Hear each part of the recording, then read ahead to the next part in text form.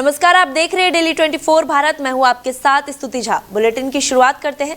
देहरादून के मुख्यमंत्री पुष्कर सिंह धामी ने मुख्यमंत्री उद्यमशाला योजना के अंतर्गत चौपाल 2026 का शुभारंभ किया।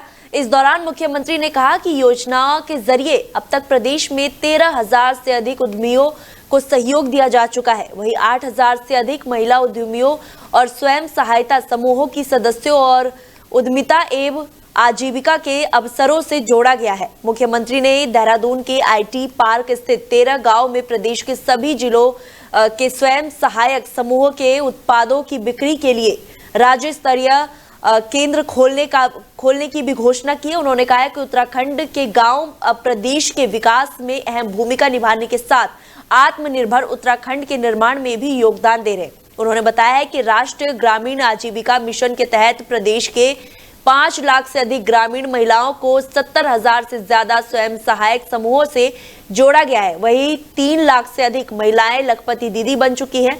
मुख्यमंत्री ने कहा है कि पहाड़ी मसालों, मंडुआ, झंगोरा, शहद, आचार, जैम की ऊनी उत्पादों और बाजार उपलब्ध कराने के लिए सरकार काम कर रही है। इसी दिशा में हाउस ऑफ हिमालयाज ब्रांड के तौर पर तैयार किया गया है। उन्होंने कहा है कि ग्रामीण उद्यमिता से पलायन रोकने के लिए और गांवों में रोजगार बढ़ाने पर जोर दिया जा रहा है। प्रदेश के सभी 13 जिलों में मुख्यमंत्री उद्यमशाला चौपाल आयोजित की जा रही है। इस दौरान लखपति दीदियों और महिला उद्यमियों सम्मानित भी किया गया। लखपति के बाद अब करोड़पति बनने की दिशा में आगे बढ़ रही हैं और सच में आप सबको देखकर सभी बहनें जब यहाँ पर आ रही थी और उनको सम्मानित करने का अवसर मुझे और हमारे सभी मंचस्थ लोगों को हो रहा था, ऐसा लग रहा था कि आपको सम्मान करके हम स्वयं सम्मानित हो रहे हैं।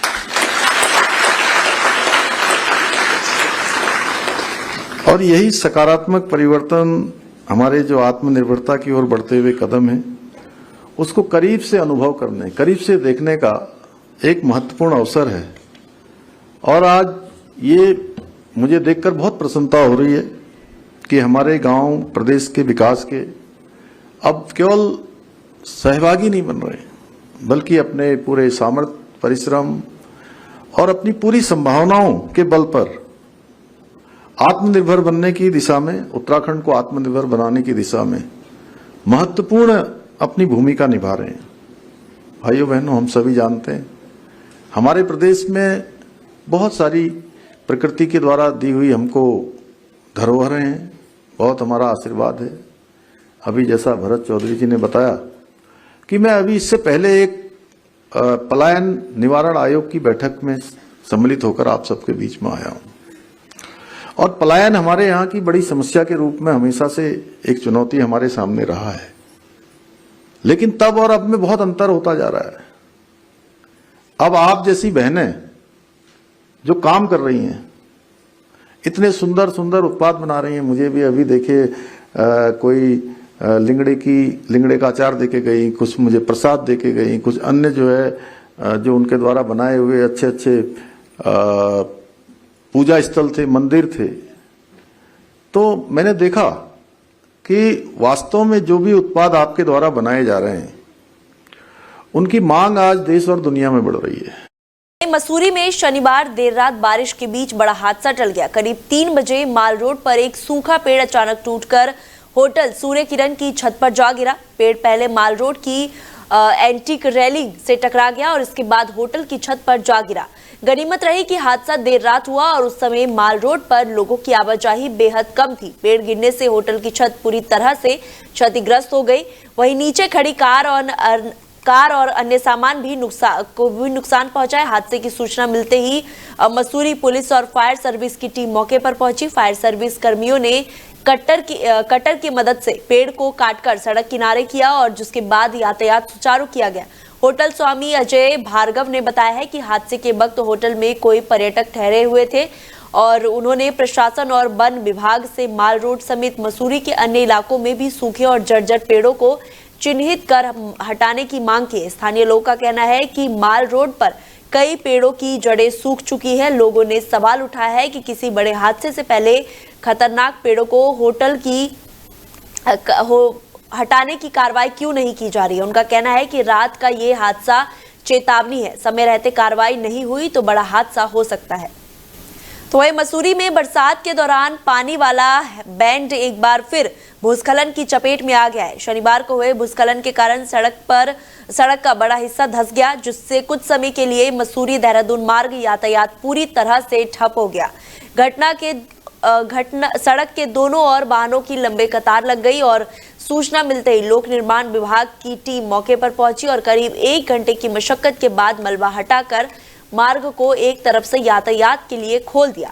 हालांकि सुरक्षा को देखते हुए भारी वाहनों की आवाजाही पूरी तरह से पर रोक लगा दी गई। पानी वाला बैंड पिछले कुछ समय से भूस्खलन और सड़क धंसने की घटनाओं को लेकर संवेदनशील बना हुआ है। बारिश के दौरान पहाड़ से आने वाली पानी को कमजोर कर रहा है, जमीन को कमजोर कर रहा है, जिसके चलते सड़क के किनारे का हिस्सा लगातार खिसक रहा है। स्थानीय लोगों का कहना है कि हर बार मलबा हटाकर सड़क खोलना स्थायी समाधान नहीं है। पहाड़ी की स्थिरीकरण, जल निकासी व्यवस्था और सड़क के कमजोर हिस्से का वैज्ञानिक तरीके से उपचार जरूरी है। एसडीएम मसूरी राहुल आनंद ने बताया कि सुरक्षा के मद्देनजर भारी वाहनों का आवागमन बंद किया गया और क्षतिग्रस्त हिस्से का निर्माण कार्य शुरू कर दिया गया। उन्होंने पीडब्ल्यूडी अधिकारी को निर्माण कार्यों में गुणवत्ता से समझौता नहीं करने के निर्देश दिए हैं। लापरवाही मिलने पर जिम्मेदार अधिकारियों के खिलाफ कार्रवाई की चेतावनी भी दी गई है। है आपके द्वारा बेशक निर्देश दे दिए गए हैं कि तत्काल इसको व्यवस्थित किया जाए, किस तरीके के निर्देश और क्या एक्शन प्लान ले रहे हैं सर? बिल्कुल, ये आज सुबह ही सूचना प्राप्त हुई थी कि पानी वाले बेंड से कुछ ऊपर जाकर के फिर से एक रोड का एक पोर्शन है वो चला गया है, जिस क्रम में मार्ग को वन वे कर भारी वाहनों के लिए प्रतिबंधित कर दिया गया। इस संबंध में निर्देश जो है संबंधित थाना अध्यक्षों राजपुर तथा मसूरी एवं सीओ साहब को बता दिए गए हैं और इसके अलावा पीडब्ल्यूडी को निर्देशित कर दिया गया कि काम तत्काल स्टार्ट करें। और स्टार्ट हो भी गया है काम, बट स्टिल उसमें थोड़ा सा जो पुष्टा बनने में समय लगेगा। फिलहाल निर्देशित यही किया गया कि वहां पे अलर्ट मोड पे रहें और 24 घंटे की ड्यूटी पुलिस की रहे ताकि वहां पे ट्रैफिक की समस्या ना उत्पन्न हो। तो वही मसूरी में लगातार हो रही बारिश के बीच भूस्खलन की घटनाएं बढ़ती जा रही है। मसूरी केम्प्टी रोड पर झांसा दरबार के पास देर रात भूस्खलन की चपेट में आने से एक मकान और दुकान पूरी तरह से क्षतिग्रस्त हो गया और गनीमत रही कि खतरा भांपकर परिवार के लोग समय रहते बाहर निकल गए, जिससे उनकी जान बच गई। बताया जा रहा है कि परिवार को देर रात जमीन खिसकने का खतरा महसूस हुआ, जिसके बाद सभी लोग तुरंत घर से बाहर निकल आए। कुछ ही देर के बाद तेज भूस्खलन हुआ और मकान भरभरा कर मलबे में तब्दील हो गया। साथ ही दुकान भी मलबे के चपेट में आ गई और घर और दुकान में रखा घरेलू सामान, जरूरी वस्तुएं मलबे में दबकर नष्ट हो गया। हादसे के बाद पीड़ित परिवार का रो रो कर बुरा हाल है। परिवार ने सरकार और प्रशासन से आर्थिक सहायता के साथ रहने के लिए वैकल्पिक व्यवस्था की मांग की है। घटना की जानकारी मिलने के बाद कैबिनेट मंत्री गणेश जोशी ने मामले का संज्ञान लेते हुए एसडीएम मसूरी राहुल आनंद को आपदा मानकों के अनुसार पीड़ित परिवार को मुआवजा दिलाने के निर्देश दिए हैं, जिसके बाद प्रशासनिक टीम ने मौके पर पहुंचकर नुकसान का जायजा लिया और हर संभव मदद का भरोसा दिलाया। स्थानीय लोगों ने लगातार बारिश को देखते हुए संवेदनशील इलाकों की निगरानी और सुरक्षा व्यवस्था मजबूत करने की मांग की। तो वहीं उत्तराखंड के रुद्रप्रयाग जिले में निर्माणाधीन रेलवे सुरंगों की सुरक्षा को लेकर प्रशासन अलर्ट मोड पर आ गया है। चमोली जिले के पीपलकोटी टनल हादसे के बाद रुद्रप्रयाग प्रशासन ने बन रही 3 रेलवे सुरंगों पर विशेष निगरानी बढ़ाने के निर्देश दिए। पीपलकोटी में हाल ही में हुए हादसे में सुरंग के भीतर मलबा घुसने से भारी नुकसान हुआ था, जिसके बाद प्रशासन ने एहतियात के तौर पर सुरक्षा व्यवस्थाओं की व्यापक समीक्षा शुरू कर दी। अधिकारियों ने निर्माण एजेंसियों और संबंधी विभागों को निर्देश दिए हैं कि सुरंग निर्माण स्थलों पर संबंधी खतरे वाले क्षेत्रों की पहचान की जाए और वहां अतिरिक्त सतर्कता बरती जाए। साथ ही मलबा गिरने, भूस्खलन और अन्य आपात स्थितियों से निपटने के लिए प्रभावी इंतजाम सुनिश्चित किए जाए।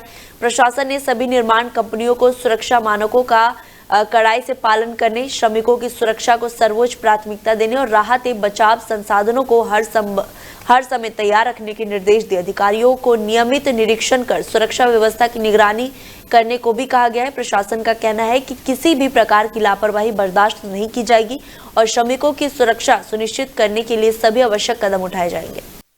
बारिश के बीच टपकेश्वर महादेव मंदिर के पास अचानक एक पेड़ गिर गया।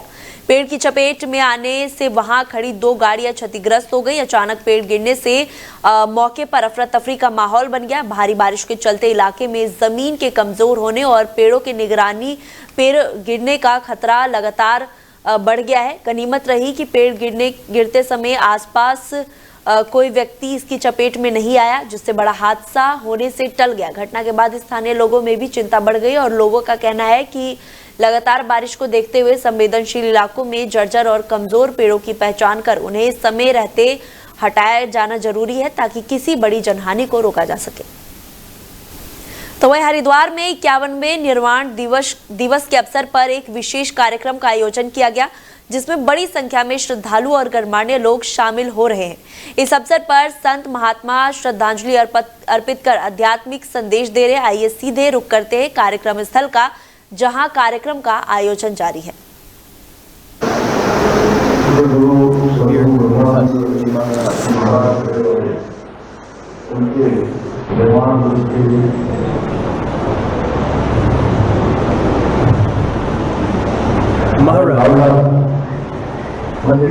First Memorial Day, on the occasion of his 51st Memorial Day, this revered Acharya, Vedacharya, Vednand Ji Maharaj, Cabinet Minister of Uttarakhand government,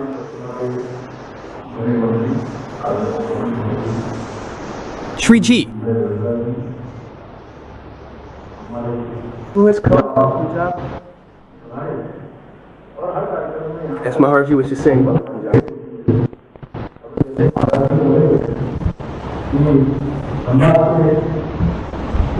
Deputy Speaker, I said keep pushing the work forward. I also welcome you briefly on behalf of us all.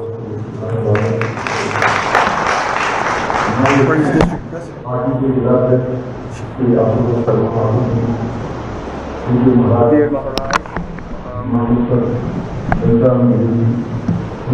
Maharaj, all of you,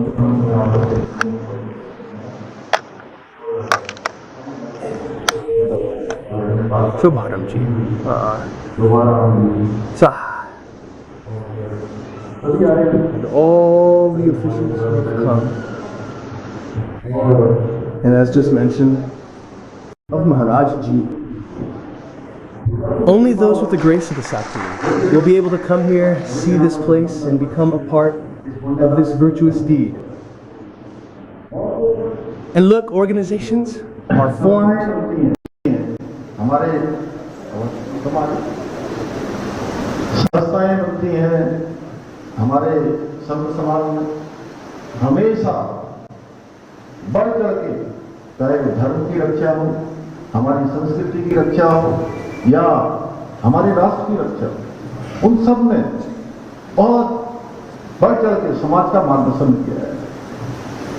जरूरत पड़ने पर उन्होंने अपने को home किया है, अपने को तिल तिल जलाकर हम सबको धर्म और संस्कृति का मार्ग दिखाया है, राष्ट्र की रक्षा का संकल्प आगे बढ़ाया है। और ऐसे में जब हम भूरी वाले महाराज जी का स्मरण करते हैं, मैं यहाँ आता हूँ, मैं भी अपने ऊपर बड़ी कृपा सभी गुरु महाराज की, पांचों हमारे गुरु महाराज अभी और छठे महाराज जी यहाँ पर विराजमान हैं, उनका सबका आशीर्वाद लेने का मुझे अवसर मिला। मैं आनंदपुर साहब भी गया और हर बार ये ऐसा लगता है कि जब भी यहाँ पर ये स्मरण दिवस होता है, इतनी संगत आती है पूरे देश से, तो भगवान भी प्रसन्न होते हैं। और मैं कह रहा था, आज मैं दिल्ली से आ रहा हूँ, दिल्ली में मौसम साफ था, यहाँ देखा तो बारिश हो रही है, यानी कि भगवान इंद्र भी आकर इस अवसर पर हम सबके बीच में वो भी आशीर्वाद देते हैं, वो भी सम्मिलित होते हैं। और आदर्श संस्था क्या होती है, ये इन संस्थाओं से सच में सीखने को मिलता है, देखने को मिलता है। अभी मदन जी कह रहे थे, कितने सारे संस्थाएं चल रही हैं, कितने विद्यालय चल रहे हैं, विश्वविद्यालय चल रहे हैं, अनेक ट्रस्ट चल रहे हैं, सेवा के कार्य हो रहे हैं। और इन गुरु महाराजों ने यही हमको सिखाया है यही दिखाया है, जाति पाति पंथ वर्ग भेद सब छोड़कर सेवा के मार्ग पर चलना है। उन लोगों की सेवा करनी है जिनको जो है वास्तव में सहायता की आवश्यकता है, आगे बढ़ने के लिए जिनको मार्गदर्शन चाहिए, जिनको शिक्षा चाहिए, जिनको संस्कार चाहिए, वो सारे के सारे काम पूज्य महाराज वेदांताचार्य चेतनानंद जी महाराज के मार्गदर्शन में पूरे देश भर के अंदर हो रहा है। मैं तो आपकी उपस्थिति को साक्षात प्रणाम करता हूं कि हमें ऐसी विभूति प्राप्त हुई है, ऐसे महामुनि प्राप्त हुए हैं जिनका आशीर्वाद सच में इस कलिकाल में बहुत बड़ा एक जो दुर्लभ प्राप्त होने वाली वस्तु है कहिए, उनका आशीर्वाद कहिए, किसी रूप में भी कहिए, वो दुर्लभ आशीर्वाद हम सबको प्राप्त हो रहा है। भगवान की बड़ी कृपा है, प्रकृति की बड़ी कृपा है, चल रहा है, इतने काम चल रहे हैं और हम सब सहभागी बन रहे हैं, किसी न किसी काम पर हम लोग लग रहे हैं। और आज देश के अंदर एक हमारा जो सनातन है, जो हमारी धर्म की पताका है, संस्कृति की पताका है, उसका पुनर्जागरण हो रहा है, उसका स्वर्णिम काल आया है। चाहे वो हमारे धर्म के स्थान हो, उन स्थानों को सजाना हो, संवारना हो, तमाम प्रकार के जो अच्छे काम करने हो, धार्मिक काम करने हो, भगवान राम का अयोध्या में मंदिर का निर्माण करना हो, काशी में काशी का कॉरिडोर बनना हो, महाकाल उज्जैन में महाकाल लोक बनना हो, या हमारे यहीं के चाहे पंजाब के हों, उत्तर प्रदेश के हों, राजस्थान के हों, हरियाणा के हों या उत्तराखंड के सभी धार्मिक स्थलों को बनना हो। यहाँ राज्य के अंदर भी हमारे यहाँ बद्रीनाथ धाम, केदारनाथ धाम, जहाँ 2013 की आपदा के बाद पूरा का पूरा परिसर तहस नहस हो गया था, क्षतिग्रस्त हो गया था, उसको नव निर्माण करना, उसका पुनः निर्माण करना हमारे प्रधानमंत्री मोदी जी के नेतृत्व में भव्य केदार और दिव्य केदार फिर से बना है। और प्रधानमंत्री जी की प्रेरणा से, उनके मार्गदर्शन में हम उत्तराखंड के अंदर चाहे वो केदारखंड के हमारे सभी मंदिर हो, धार्मिक स्थान हो, या मानसखंड के अंदर मंदिर माला मिशन के माध्यम से सभी धार्मिक स्थानों को फिर से नए स्वरूप में लाना, उनका नवनिर्माण पुनर्निर्माण करना, वो सब हम कर रहे हैं। केदारनाथ जाने के लिए नए रोपवे का शिलान्यास हो चुका है, हेमकुंड साहब जाने के लिए नए रोपवे का शिलान्यास हो गया है। अभी हेमकुंड जाना, केदारनाथ जाना बहुत कठिन कार्य है, यात्रा कठिन है, भौगोलिक परिस्थितियां कठिन है। युवा लोग जाते हैं, नौजवान जाते हैं, जिनका शरीर स्वस्थ है, ताकत है, वो सब पहुंचते हैं आसानी से। जिनको शरीर में बहुत स्वस्थता नहीं है, लेकिन वो भी हमारी आस्था श्रद्धा के कारण भगवान केदारनाथ और हमारे हेमकुंड साहब की कृपा से वो भी पहुंचते हैं, लेकिन उनके लिए यात्रा कठिन होती है। और यात्रा जैसे ही हमारे रोपवे अब बन जाएंगे, चालू हो जाएंगे, उनके लिए यात्रा अत्यधिक ही आसान हो जाएगी। और हरिद्वार के अंदर हम गंगा का कॉरिडोर बना रहे हैं, ऋषिकेश में भी गंगा कॉरिडोर का काम चल रहा है। इसको पूरी तरह से सजाने का, संवारने का, आस्था पथ बनाने का, कि देश दुनिया के लोग आए, आप सब लोग आए तो आप सबका यहाँ पर विधिवत रूप से आपका स्वागत है। शारदा में मां पूर्णागिरी के स्थान पर हम शारदा कॉरिडोर बना रहे हैं। यमुना जी में यमुना तीर्थ का पुनरुद्धार कर रहे हैं। ऐसे अनेकों कार्य राज्य के अंदर ही, देवभूमि उत्तराखंड है और देवभूमि की पवित्रता बनी रहनी चाहिए, यहाँ का मूल अस्तित्व बना रहना चाहिए। आने वाले समय में जो देश और दुनिया के लोग आए तो निश्चिंत होकर आए कि हम देवभूमि में जा रहे हैं, देवभूमि का जो स्वरूप है वो स्वरूप हमको मिलेगा, साफ स्वच्छ, हर प्रकार से ये स्वच्छ स्वरूप देवभूमि का बना रहना चाहिए। उसके लिए हम बहुत सारे काम कर रहे हैं। चाहे आज जमीनों से अवैध अतिक्रमण हटाना हो, यहाँ पर उन अवैध अतिक्रमणों को हमने हटाया है। लैंड जहाज, लव जहाज, थूक जहाज, ऐसी जितनी भी विकृत मानसिकताएं हैं उनके खिलाफ हमने कड़ी कार्रवाई की है, क्योंकि ये केवल हम नहीं चाहते, हमारे साथ साथ पूरे देश और दुनिया के लोग चाहते हैं कि देवभूमि साफ और स्वच्छ होनी चाहिए। और इस काम को हम आगे बढ़ा रहे हैं, क्योंकि सारे सनातनियों का हम पर विश्वास है, आस्था है, श्रद्धा है। यहाँ पर हमने ऑपरेशन कालनी भी चलाया था, वो इसीलिए चलाया कि छद्म वेश धारण करके हमारे धर्म के मार्ग पर कोई बाधा न उत्पन्न करे। इसके साथ साथ हम देहरादून में दून विश्वविद्यालय में हिंदू स्टडी सेंटर हमने बनाया है, जिसमें हमारे धर्म के बारे में, हमारी संस्कृति के बारे में, हमारे ज्ञान और विज्ञान के बारे में सारी चर्चाएं, सारी स्टडी, सारा रिसर्च, अनुसंधान वहां पर होगा।